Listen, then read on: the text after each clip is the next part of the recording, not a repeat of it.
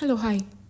So, I am a very basic viewer who watches movies or series mostly when I am bored, which means I usually don't notice the technical stuff, but I do want to appreciate the things that stayed with me.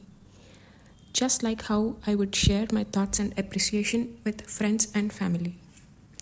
So, here's my honest and simple take on a film I recently watched, that is Aap Jaisa Koi. Let me start by saying that I genuinely liked the whole movie.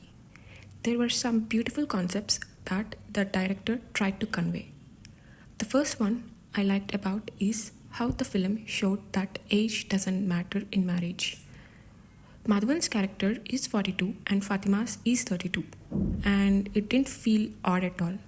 It just felt like the right time and the right connection between two people. Whether it's a man or a woman, what matters is if it's the right time for that couple, not how old they are. Another beautiful element the director showed was the contrast between Madhavan, a Sanskrit teacher, and Fatima, a French language professor. It wasn't a competition of which language is superior, instead, it subtly highlighted that it's not about what you choose as a career, it's about how well you do what you chose.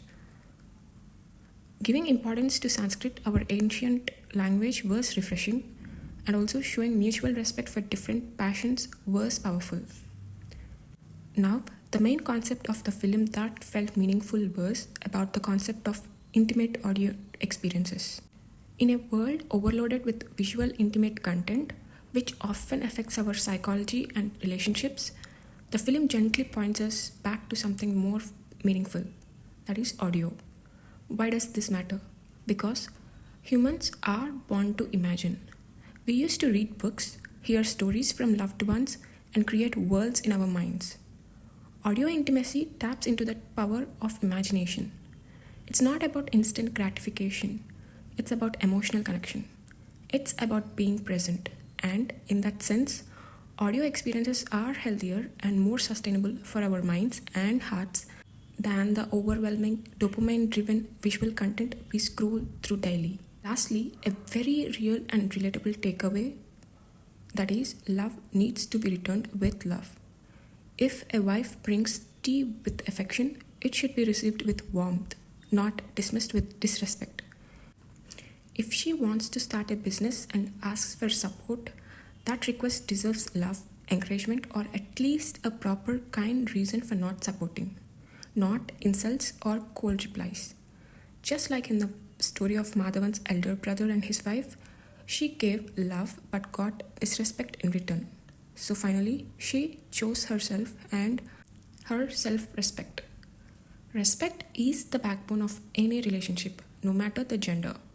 It's about treating the other person with love and kindness.